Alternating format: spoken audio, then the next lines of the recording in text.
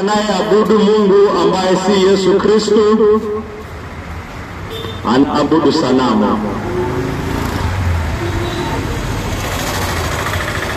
Miungu yote ambayo si Baba wa Bwana wetu Yesu Kristo ni sanamu.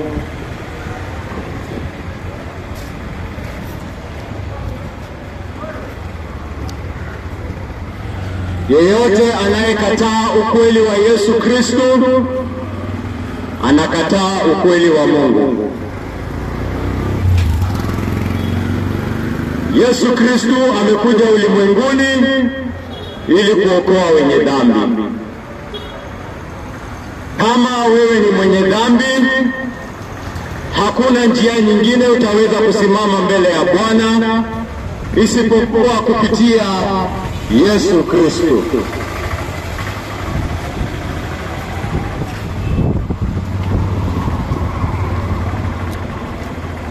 Yesu Kristo ametuma watumishi wake kote kote duniani ili kukuita wewe uje kwake, umwamini, uoshwe, utakaswe, ufanye wewe kiumbe kipya na uje katika uhusiano na Baba yake.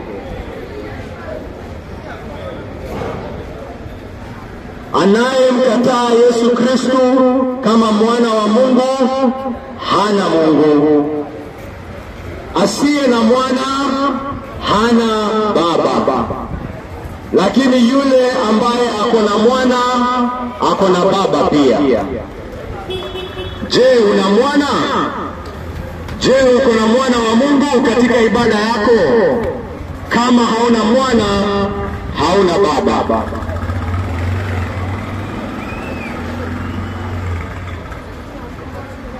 Na wasomea Injili leo kutoka kitabu cha Kutoka.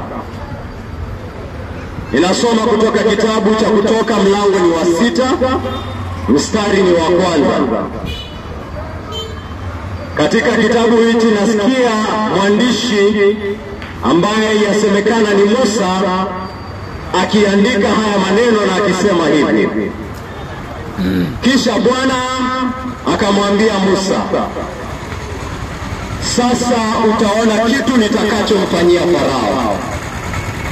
Kwa sababu ya mkono wangu mwenye nguvu atawaachia watu wangu waende. Kwa sababu ya mkono wangu wenye nguvu atawafukuza waondoke nchini mwake. Bwana akamwambia Musa, sasa ngojea ukaone kitu nitafanya. Wait! Sasa tulia uone kitu nitafanya. Wewe tulia uone kitu nitafanya. Wewe Farao, wewe mwenye anakataa kuachilia watu wangu huyo. Wewe Farao hataki kuachilia watu wangu Israeli waende. Ngoja uone vile nitafanya. Atawatoa, kwanza atawafukuza.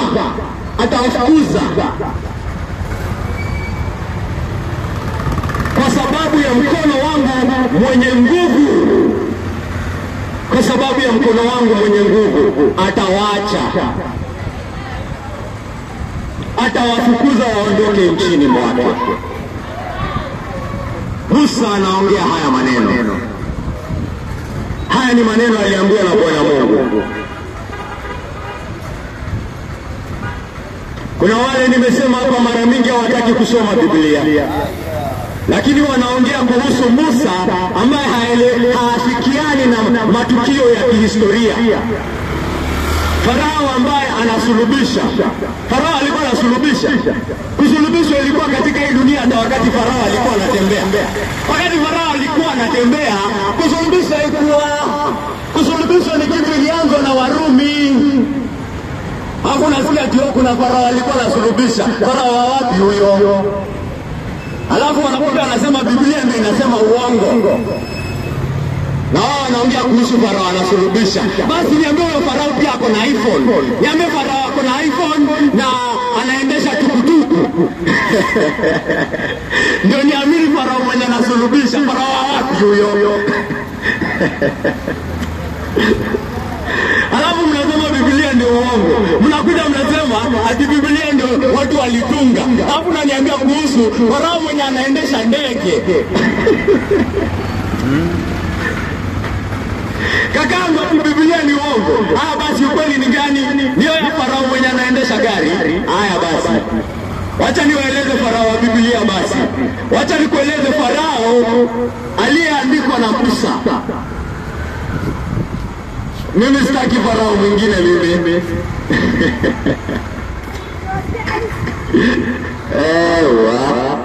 Haya. Hii hadithi inafanyika katika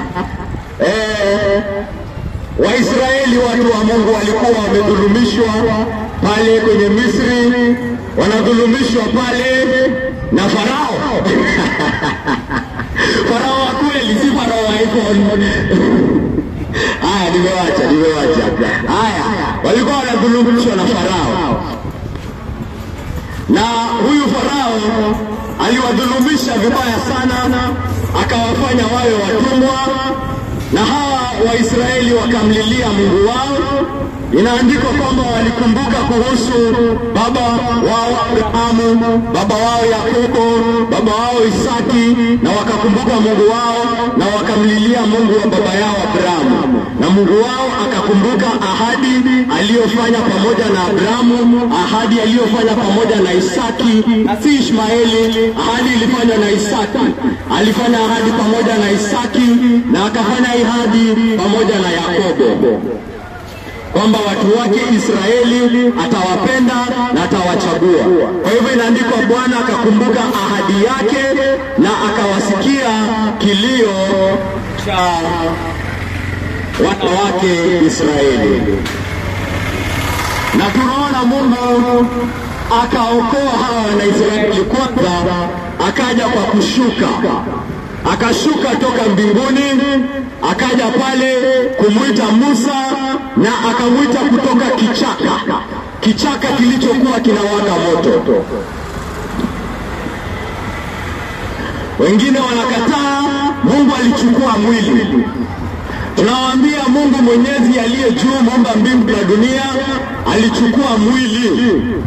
Alichukua mwili wa mwanadamu, ndio alizaliwa kwa mwanamke, alijinyenyekeza kufika hiyo haki, kufika hicho kiasi, ili asulubishwe, afe kwa ajili ya wenye dhambi. Hawataki kuamini, wanasema Mungu yuko juu sana, hawezi fanya kitu kama hiyo, hawezi jinyenyekeza kiasi kama hicho. Lakini mimi ninasoma kwamba huyu Mungu aliye juu alijinyenyekeza hata kiasi cha kuita Musa kutoka kwa kichaka cha jangwa, kichaka jangwani, akiwezi fanya chochote, kitu bure. Kutoka kwa kichaka ndio Mungu aliingia pale kumuita Musa, kuonyesha kwamba mimi Mungu niliye juu ninaweza kujishusha kiasi hichi kwa ajili ya watu wangu Israeli. Huyo ndio Mungu ninayehubiri. Akamtuma huyu Musa kwake Farao. Lakini huyu Farao alipokuja, Musa akaja kwake akamwambia, Mungu amenituma kwako, ameniambia hao watu wangu wenye unadhulumisha waachilie waende. Haya, tusikie Farao akasema nini. Farao akasema, huyo Bwana ni nani hata ni na niruhusu rais Israeli waende? Mimi sijui Bwana, na sitaruhusu Waisraeli waende. Who is he? Mnakuja mnaniambia kuhusu Bwana. Bwana ni nani? Bwana ni nani? Hadi nimsikie. Bwana, wewe acha maneno yako. Mimi sijui Bwana ni nani na sitasikia. Na wengine ndio hiyo ndio attitude wanachukua hapa. Ninawaambia, waacheni watu wangu wamwabudu Yesu. Wanasema baba ya Yesu ni nani? Mimi sijui baba ya Yesu. Unapingana kama Farao kakangu. Wewe na Farao umeingia WhatsApp group moja. Mnasema Bwana ni nani? Nimsikie. Unafanya moyo wako mgumu. Wanasema mimi sijui Bwana, simtambui. Farao anajiona yeye ako na nguvu kuzidi Mungu. Farao anajiona yeye ni mkubwa kuliko Mungu. Farao anajiona ana hekima kuliko Mungu. Farao anajiona ana uwezo kuliko Mungu. Ndio maana anasema, wewe ni nani unaniambia? Mimi ni mfalme mkubwa. Na wengine wanaona hivyo, wanasema, huyu Yesu ni nani? Sisi tunajua mambo yetu sisi. Sisi tunajua dini yetu sisi. Sisi tunajua vile tutaweka watu kwa dini yetu sisi. Sisi tunajua vile tutaweka watu katika mifungo hii. Tunajua Yesu Kristo anakuja kuokoa watu. Akisema anakuja. Wewe uliza hapa Bwana ni nani? Wacha atakuonyesha yeye ni nani. Wacha kwanza. Hata Farao aliposikia haya maneno akaongeza dhuluma dhidi ya Waisraeli, akaongeza mateso dhidi ya Waisraeli. Wanasema hatutawaachilia, na kuambia unapingana na Mwenyezi Mungu. Wewe unapingana na Mwenyezi Mungu. Wacha. Unafikiri anatuma watu wake kuhubiri ovyo ovyo? Unafikiri ametuma watu wake kuhubiri ovyo ovyo? Ametuma kutangaza kwamba anafanya kazi. Achilia watu wangu waende waniabudu. Achilia watu wangu waende wamjue Yesu Kristo ni Bwana na ni Mungu. Achilia watu wangu. Bwana ni nani? Baba ya Yesu ni nani? Ni Mungu aliye juu. Hata wanaongeza dhuluma, wanaongeza mambo ambayo wanatumia kuweka watu katika hizo vifungo ya uongo. Wanatumia kila kitu, wanatumia uongo, wanatumia vitisho. Wanasema, wewe nikipata umekuwa Mkristo, wewe nitakuchinja. Nikipata umekuwa Mkristo, wewe tunakutoa kwa hii familia. Wewe nikipata umeanza kuabudu Yesu, wewe. Wanaongeza dhuluma. Kama nani? Kama Farao. Hatambui Bwana, hajui Bwana, haogopi Bwana, haogopi Baba wa Yesu Kristo, haogopi. Wanaona jambo linahubiri kuhusu Yesu Kristo, wanacheka. Oi, angalia mwanabiashara pale, angalia chizi kule, oi, angalia huyu ana kazi ya kufanya. Hawaogopi injili ya Yesu Kristo. Wanaona ni mzaha, wanaona ni ujinga, wanaona ni mambo yaliatia Yuda na Paulo.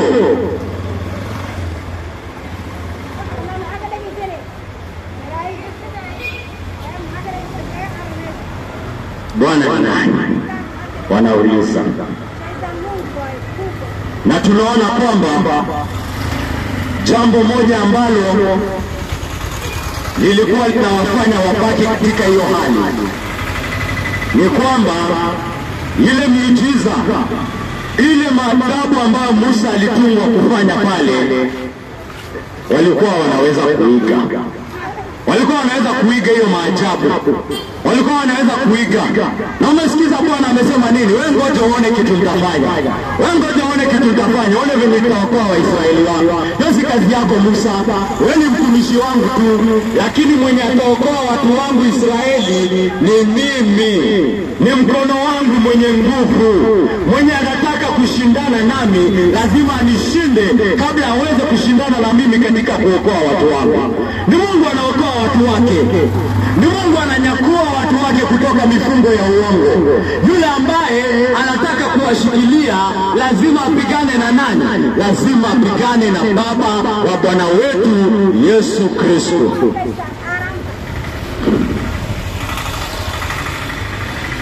Tunaona Musa ametumwa na fimbo. Ameambiwa hiyo fimbo fanya nini? Nyosha itakuwa nyoka. Inakuwa nyoka. Farao, hata yeye Farao kupitia waganga wake, kupitia watu wenye maarifa wake, madaktari na manini, hata wao wanafanya fimbo zao zikuwe nyoka.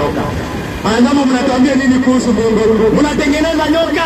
Hata sisi tunatengeneza. Unafanya mto Naili ikuwe damu, hata sisi tunafanya mto Naili ikuwe damu, hata kama wanatumia kazi ya waganga. Tunaona nini hapo? Kuna mambo yanayofanywa na Mungu hata sasa tunapoongea leo, ambayo dini za uongo zinaweza kuiga. Na ndio maana watu wanasema kila mtu na dini yake. Mimi ninaabudu, wewe unaabudu. Mimi naenda kanisani, wewe unaenda maabudu madhabahu yako. Mimi ninasali mara 5, wewe unasali venye unataka. Mimi sikuli hii, wewe unakula venye unataka. Kila mtu abaki na Mungu wake. Wanaweza kuiga. Anasema sisi pia tunapigana na dhambi. Unapigana na nini? Na wizi. Hata sisi hatupendangi wezi. Unapigana na nini? Uzinzi. Tunapigana na uzinzi. Wanajua kuiga. Kuiga wanaweza. Hata mtu akiangalia nje anasema hawa ni watu wenye heshima, hawa ni watu wenye wanajua kuabudu. Huyo ni mtu anaamka mara 10 kwa siku. Huyo ni mtu anajua kufunga. Huyo ni mtu wa Mungu. Huyo ni mtu wanajua kuiga. Kuiga iko sawa. Mnaweka nyoka, tunaweka nyoka. Mnaenda Naili, tunaweka hata sisi Naili. Mnafanya hii, hata sisi tunafanya. Hakuna kitu mnaweza fanya tuzifanya. Na hiyo ndio inawafanya wabaki mioyo migumu. Inawafanya wabaki mioyo migumu. Lakini kakaangu nakwambia, Mungu Mwenyezi ni Mungu Mwenyezi. Hata hawa watu wa Farao, maajabu yalipozidi kuongezeka, kuna maajabu yalianza kufanyika. Wakajaribu waganga, wachawi wakajaribu, madaktari wakajaribu, walijaribu wote wakashindwa. Na wakasema hivi, waganga wale wakamwambia Farao, hiki ni kidole cha Mungu, hii ni kidole ya Mungu, hii haiwezi fanyika, hii ni kidole ya Mungu pekee. Nakwambia Mungu anaenda kufanya hiyo kazi hapa leo.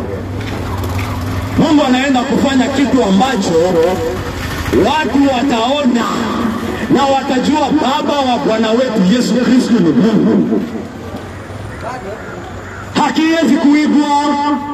Haiwezi kuigwa. Ni Mungu Mwenyezi pekee anaweza kufanya hii. Hakuna mwingine anaweza fanya hiyo. Hakuna mwingine anaweza fanya. Ni Mungu Mwenyezi peke yake. Itaonekana waziwazi. Uwajibikaji kwa ukweli inapatikana pekee katika Yesu Kristo. Wengine hawajibiki kwa ukweli, wanawajibika kwa dini yao, wanawajibika kwa mambo yao. Huyo jamaa atakusikiliza, lakini wakati utasema jambo ambalo ni kweli lakini linapingana na yale mambo ambayo ameshikilia, anasema hiyo si ukweli. Hataki kusikia ukweli, anasema hapana, ukweli ni hii. Hata kama inaonekana waziwazi, hata kama vitabu vya historia vinafunguliwa, hata yuko tayari hata kudanganya, kumwingisha mtu katika madini zake. Yuko tayari hata kutisha, yuko tayari kufanya mambo ambayo hayafai ndio mtu aingie katika dini yake. Hati ukweli, haabudu, hakubali ukweli, anakubali nini? Dini yake.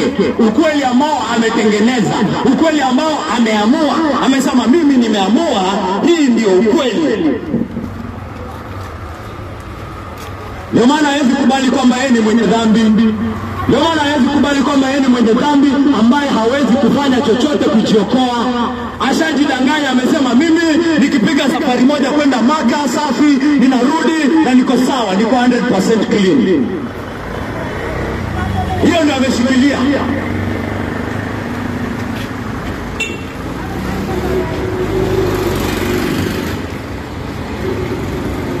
Hataki ukweli kwamba safari za ndege haziokoi, safari za ndege hazioshi dhambi, safari za ndege hazisafishi mwili. Kushika jiwe haisafishi dhambi, kushika jiwe haisafishi dhamiri.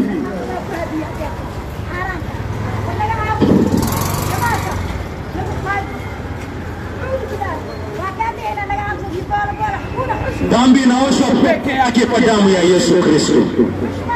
Dhambi inaoshwa peke yake kwa damu ya Yesu Kristo. Dhambi inaoshwa peke yake katika damu ya Yesu Kristo. Na hakuna kokote vingine. Hakuna vyovyote vingine.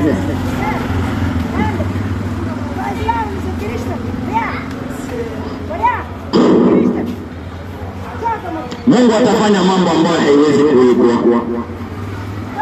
Kusafishwa kwa roho na dhamiri.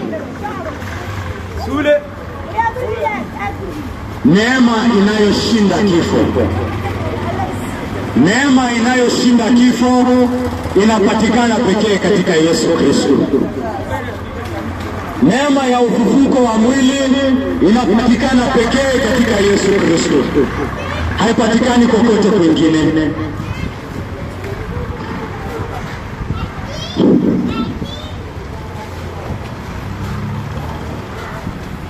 Ndio maana Yesu Kristo pekee ndiye yule ambaye aliingia kwenye kaburi, na kaburi lake tunajua hadi siku ya leo haina mtu.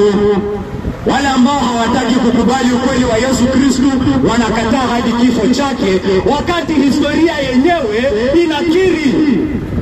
Historia yenyewe inakiri kwamba Yesu Kristo alikufa.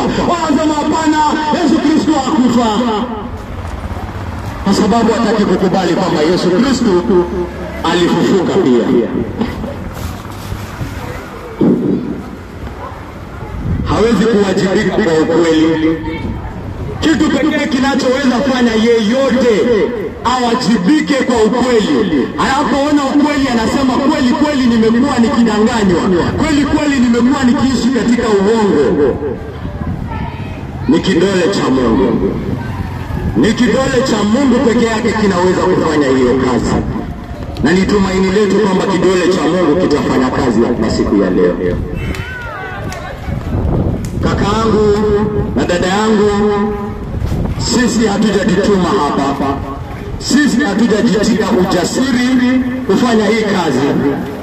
Hatujajichocha, hatujalipwa na yeyote.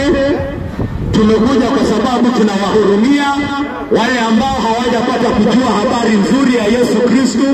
Tunawahurumia wale ambao hawajapata kuambiwa kuhusu damu inayoosha dhamiri.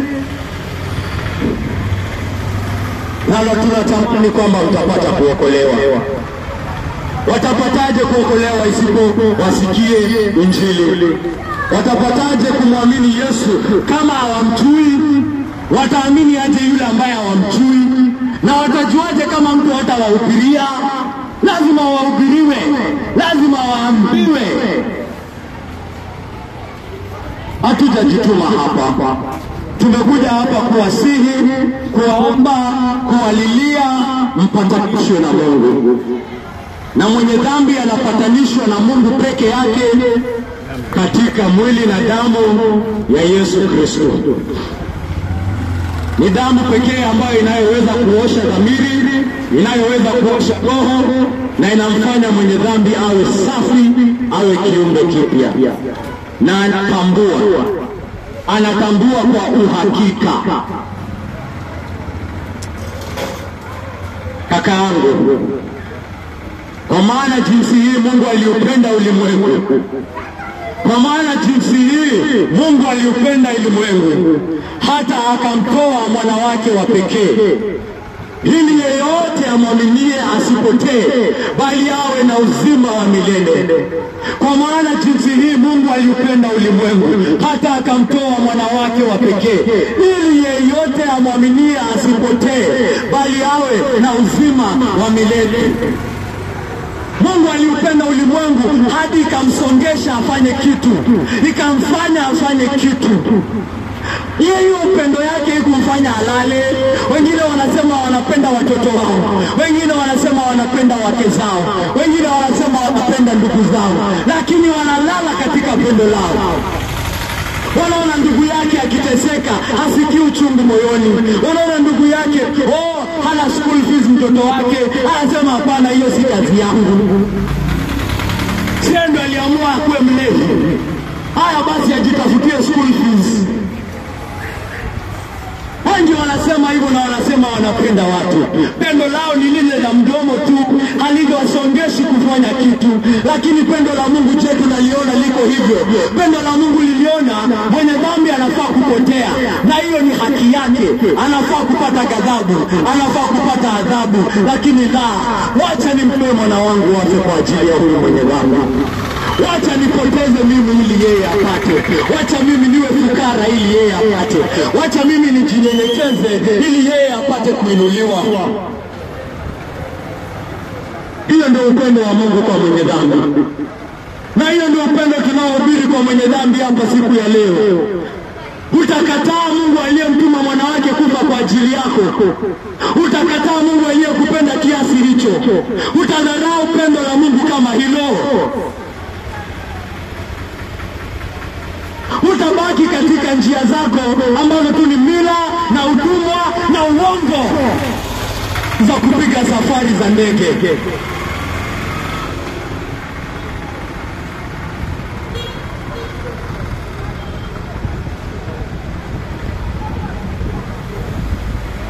Yesu Kristo anasema amejitoa kwa ajili ya kondoo wake. Amewanunua, amewakomboa, amewakomboa. Nilikuwa naongea na ndugu yangu, rafiki yangu mmoja. Huyu rafiki yangu ni Muislamu huyu. Tulikuwa tunajadiliana haya maneno. Na nilikuwa nazungumza naye nikamwambia, tulikuwa tunaongea kuhusu dhambi. Na akaanza kunieleza kuna dhambi ambazo mwenye dhambi hawezi samehewa hizo vitu. Akaniambia huyu mwenye amekuwa akiongea vibaya kuhusu Mungu, huyu ambaye amekuwa sijui mzinzi, amekuwa muuaji, huyu hakuna kitu anaweza fanya, huyo ni apotee, na apotee kabisa. Na nikamuuliza ndugu yangu, nikamwambia sasa, huyo ndugu yao huyo ambaye alifanya hayo mambo yote, je, angekuwa ni mtoto wako wa dhati? Angekuwa ni mtoto wako wa dhati, uko na habari nzuri ya kumwambia? Uko na habari nzuri kwa aliyetenda mambo ambayo hayasameheki?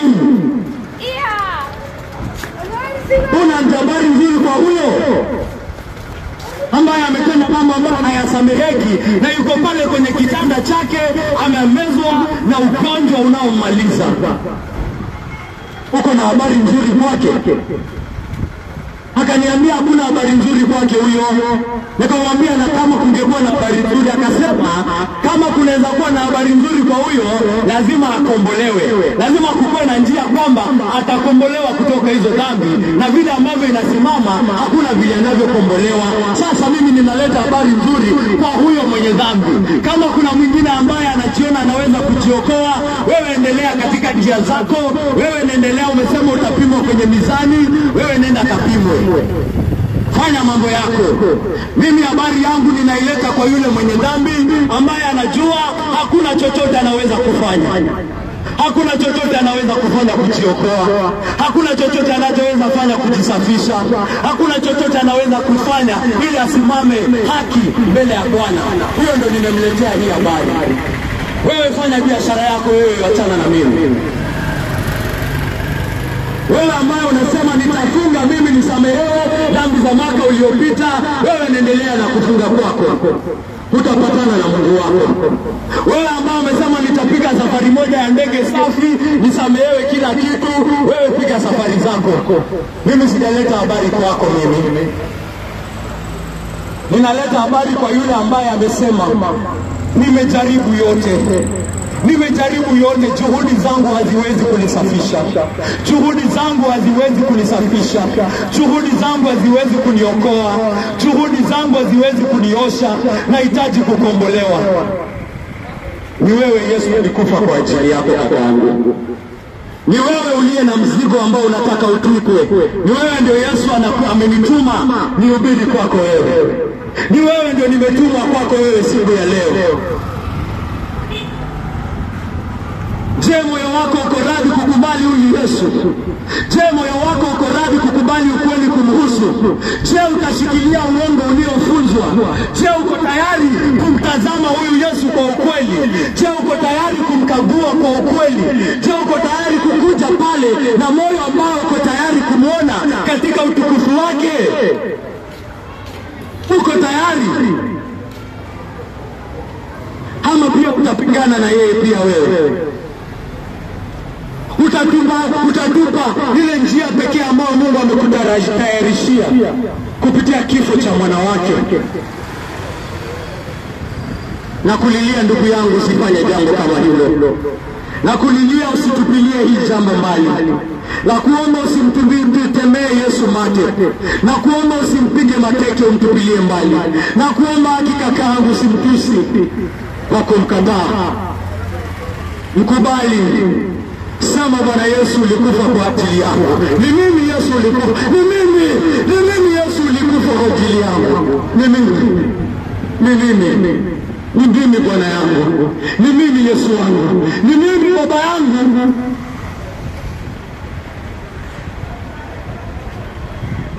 Mwamini Yesu leo. Mwamini Yesu leo mwenye dhambi wewe. Wito huo utakaa milele na milele. Mwamini Yesu.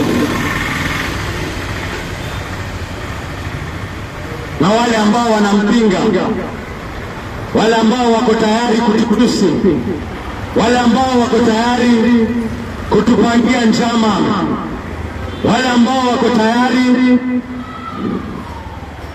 kufanya mambo yasiyofaa, tunawacha na neno la Bwana kwa Farao. Sasa utaona kitu nitakachomfanyia Farao. Kwa sababu ya mkono wangu mwenye nguvu atawaachia watu wangu waende. Kwa sababu ya mkono wangu mwenye nguvu atawafukuza waondoke nchi. Hawezi pingana na Mungu. Hawezi pingana na aliyemshinda Firauni. Hawezi pingana na Yesu. Hawezi shinda. Mwamini Yesu pia wewe. Usifanye moyo wako mgumu. Baba wetu Mwenyezi Mungu, asante sana kwa neno lako. Asante sana baba yangu kwa ukweli wako. Asante sana Mungu wangu kwa sababu ya ile neema ambayo umetujalia katika Bwana wetu Yesu Kristo. Asante sana Mungu wangu kwa sababu hakuna upendo kama huu katika ulimwengu wote. Ulimwengu haujaisikia upendo kama huu. Na ni furaha yetu Mungu wangu kwamba umetujalia hii neema. Mungu Baba, haukufanya kazi yako bure katika kumwokoa mwana wako, kumtuma mwana wako pekee. Ulisema lengo lako ni kuokoa wengi. Na tumekuja hapa siku ya leo tukijua kwamba Mungu Baba utafanya kazi yako. Tumekuja jinsi ambavyo umetutuma, jinsi ambavyo tupea nguvu Mungu Baba ya kufanya kazi yako. Tumekuja hapa na tumehubiri neno lako na tumetoa wito wako kwa yeyote ambaye atasikia. Kwa yeyote ambaye atasikia habari hii, wasiseme hawakuhubiriwa, wasiseme Wasomali waliachwa nyuma, walikuwa wanahubiri kwa wengine wakaacha Wasomali. Wasiseme Waarabu na Waswahili waliachwa nyuma, walikuwa wanahubiri kwa wengine wakatuacha sisi. Sisi hatukuambiwa ukweli kuhusu Yesu Kristo, wacha ijulikane waziwazi wao pia walipata. Walisema watu wa Coast, watu wa Mijikenda hatukupata injili. Ulipelekea wengine huku tuachia sisi. Sisi ulituacha tupotee katika dhambi zetu.